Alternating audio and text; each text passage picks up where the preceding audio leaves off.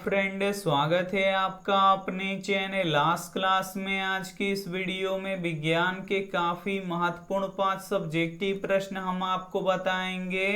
ये जो 5 सब्जेक्टिव प्रश्न है ये आपके बोर्ड परीक्षा के लिए काफी महत्वपूर्ण है और इस 5 सब्जेक्टिव प्रश्न में से 4 सब्जेक्टिव प्रश्न आपके फाइनल बोर्ड परीक्षा में रहेगा। तो वीडियो को प्लीज आप लोग शुरू से लेके अंत तक देखिएगा और चैनल को अभी तक आप सब्सक्राइब नहीं किए हैं तो चैनल को सब्सक्राइब कर लीजिएगा और सब्सक्राइब करने के बाद एक बेल आइकन आता है तो बेल आइकन को दबा के ऑल पे कर लीजिएगा ताकि जब भी लाइव क्लास हो तो आपके पास नोटिफिकेशन पहुंचता रहे। तो आइए शुरू करते हैं पहले नंबर प्रश्न से। पहला नंबर प्रश्न है कि निकट दृष्टि दोष तथा दूर दृष्टि दोष में अंतर लिखे। काफी महत्वपूर्ण प्रश्न है ये आपके बोर्ड परीक्षा के लिए। यहाँ पे आपको निकट दृष्टि दोष तथा दूर दृष्टि दोष में अंतर लिखना है।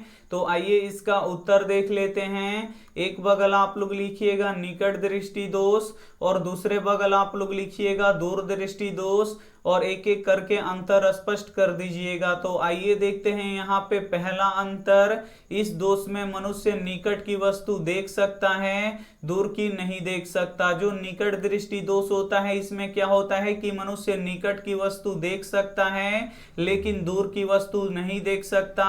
तो ये थोड़ा सा उल्टा होता है, इसे आपको याद रखना है। और इसमें देख लीजिए, इस दोष में मनुष्य दूर की वस्तु देख सकता है, निकट की नहीं देख सकता। जो दूरदृष्टि दोष होता है इसमें मनुष्य दूर की वस्तु को देख सकता है लेकिन निकट की वस्तु नहीं देख सकता। जबकि निकट दृष्टि दोष में क्या होता है कि मनुष्य निकट की वस्तु देख सकता है लेकिन दूर की वस्तु देख नहीं सकता है। तो ये हो गया पहला अंतर।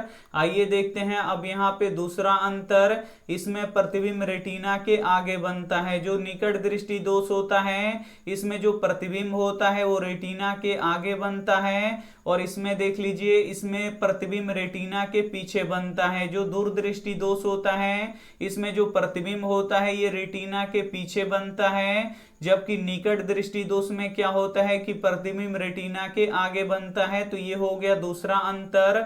आइए देखते हैं अब तीसरा अंतर, इसमें आंख की गोलाई बढ़ जाता है। जो निकट दृष्टि दोष होता है इसमें क्या होता है कि आंख की गोलाई बढ़ जाता है, इसमें देख लीजिए इसमें आंख की गोलाई कम हो जाता है। जो दूरदृष्टि दोष होता है इसमें आंख की गोलाई कम हो जाता है लेकिन जो निकट दृष्टि दोष होता है इसमें आंख की गोलाई क्या हो जाता है, बढ़ जाता है।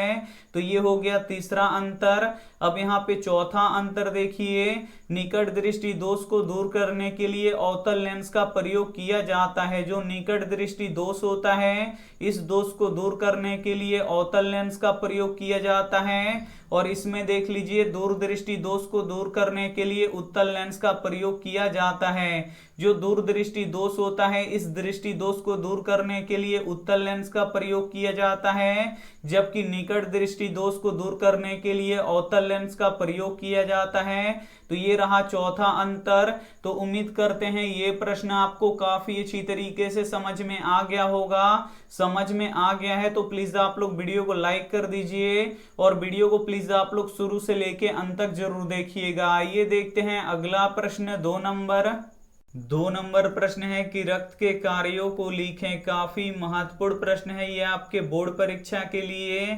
यहाँ पे आपको रक्त के कार्यों को लिखना है। तो आइए इसका उत्तर देख लेते हैं। रक्त के मुख्य कार्य निम्नलिखित हैं। यहाँ पे पहला कार्य देखते हैं, यह ऑक्सीजन और कार्बन डाइऑक्साइड गैसों का परिवहन करता है। जो रक्त होता है ये ऑक्सीजन और कार्बन डाइऑक्साइड गैसों का परिवहन करता है यानी ढोने का कार्य करता है। जो रक्त होता है वो ऑक्सीजन और कार्बन डाइऑक्साइड गैसों को एक जगह से दूसरे जगह पर ले जाता है। तो ये रक्त का पहला कार्य हुआ। आइए अब यहाँ पे रक्त का दूसरा कार्य देखते हैं। यह जीवाणु तथा अन्य हानिकारक पदार्थ से हमारी रक्षा करता है।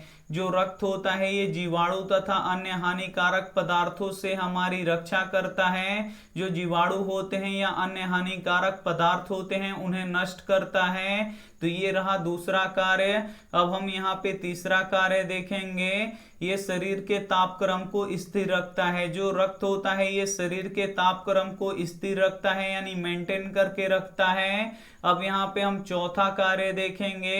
ये शरीर की त्वचा की मरम्मत का कार्य करता है। जो रक्त होता है ये हमारे शरीर की त्वचा की मरम्मत का कार्य करता है। तो ये चौथा कार्य है। अब हम यहाँ पे पांचवा कार्य देखेंगे।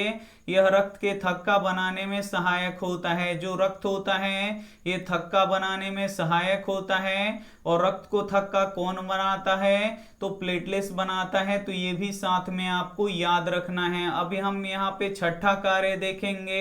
ये शरीर के दाब स्थिर रखता है। जो रक्त होता है ये शरीर के दाब स्थिर रखता है। तो ये भी प्रश्न आपको काफी अच्छी तरीके से समझ में आ गया होगा। समझ में आ रहा है तो प्लीज आप लोग वीडियो को एकदम शुरू से लेके अंत तक देखिएगा। इस वीडियो में काफी महत्वपूर्ण 5 सब्जेक्टिव प्रश्न बताएंगे और इस 5 सब्जेक्टिव प्रश्न में से 4 सब्जेक्टिव प्रश्न आपके फाइनल बोर्ड परीक्षा में रहेगा। आइए देखते हैं अगला प्रश्न। यहाँ पे 3 नंबर प्रश्न है कि उत्तल लेंस को अभिसारी लेंस क्यों कहा जाता है। काफी महत्वपूर्ण प्रश्न है ये आपके बोर्ड परीक्षा के लिए। यहाँ पे आपको बताना है कि उत्तल लेंस को अभिसारी लेंस क्यों कहा जाता है। तो आइए इसका उत्तर देख लेते हैं। जब प्रकाश की किरणें किसी उत्तल लेंस से अपवर्तित होता है तो वह प्रकाश की किरणें अपवर्तन के बाद एक बिंदु पर मिल जाती हैं, इसीलिए उत्तल लेंस को अभिसारी लेंस कहते हैं। तो उत्तल लेंस को अभिसारी लेंस क्यों कहा जाता है? तो जब प्रकाश की किरणें उत्तल लेंस से अपवर्तित होती हैं तो ये अपवर्तन के बाद क्या होती हैं कि ये एक बिंदु पर आकर मिल जाती हैं, इसीलिए उत्तल लेंस को अभिसारी लेंस कहा जाता है। तो उम्मीद करते हैं ये प्रश्न आपको काफी अच्छी तरीके से समझ में आ गया होगा कि उत्तल लेंस को अभिसारी लेंस क्यों कहा जाता है। तो इसमें क्या होता है कि प्रकाश की किरणें जब उत्तल लेंस से अपवर्तित होती हैं तो ये अपवर्तन के बाद एक बिंदु पर मिल जाती हैं, इसीलिए उत्तल लेंस को अभिसारी लेंस कहा जाता है। आइए देखते हैं अगला प्रश्न। यहाँ पे 4 नंबर प्रश्न है कि साफ आकाश नीला क्यों प्रतीत होता है। काफी महत्वपूर्ण प्रश्न है ये आपके बोर्ड परीक्षा के लिए। यहाँ पे आपको बताना है कि साफ आकाश नीला क्यों प्रतीत होता है, यानी जो साफ आकाश होता है वो नीला क्यों दिखाई देता है ये आपको बताना है। तो आइए इसका उत्तर देख लेते हैं। जब सूर्य का प्रकाश वायुमंडल से होकर गुजरता है तो वायुमंडल में उपस्थित छोटे छोटे धूल कण नीले रंग का प्रकीर्णन सबसे अधिक करता है, जिसके कारण नीला रंग चारों ओर फैल जाता है। यही कारण है कि आकाश का रंग नीला प्रतीत होता है।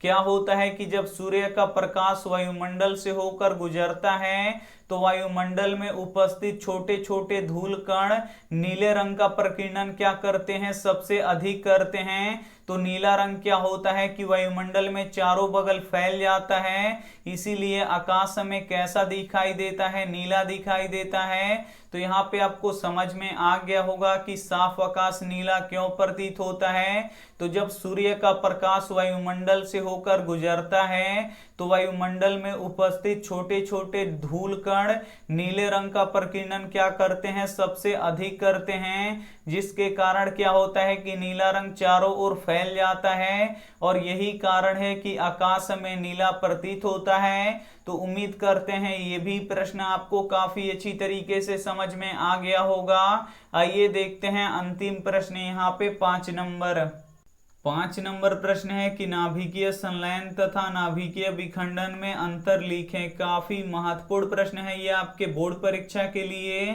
यहाँ पे आपको नाभिकीय संलयन तथा नाभिकीय विखंडन में अंतर लिखना है। तो आइए इसका उत्तर देख लेते हैं। एक बगल आप लोग लिखिएगा नाभिकीय संलयन और दूसरे बगल आप लोग लिखिएगा नाभिकीय विखंडन और एक एक करके अंतर स्पष्ट कर दीजिएगा। तो आइए देखते हैं यहाँ पे पहला अंतर।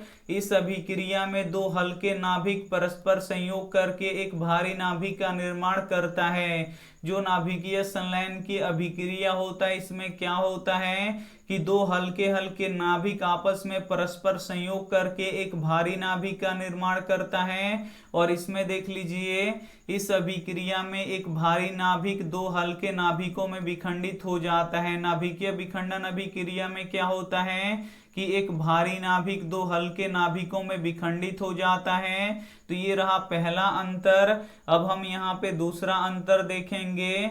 इस अभिक्रिया में ऊर्जा अधिक मात्रा में उत्सर्जन होता है। जो नाभिकीय संलयन की अभिक्रिया होता है, इसमें ऊर्जा अधिक मात्रा में उत्सर्जन होता है। और इसमें देख लीजिए, इस अभिक्रिया में नाभिकीय संलयन से कम ऊर्जा उत्सर्जन होता है। तो ये रहा दूसरा अंतर। अब हम यहाँ पे तीसरा अंतर देखेंगे।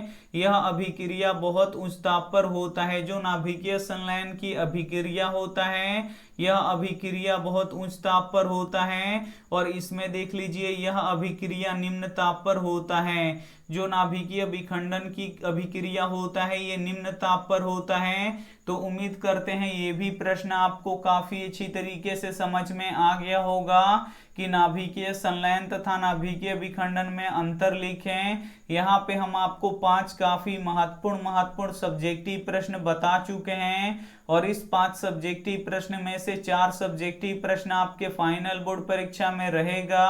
तो इसमें से जो भी प्रश्न आपको याद ना हो तो प्लीज आप लोग उसे नोटबुक पे लिख के जरूर याद कर लीजिएगा।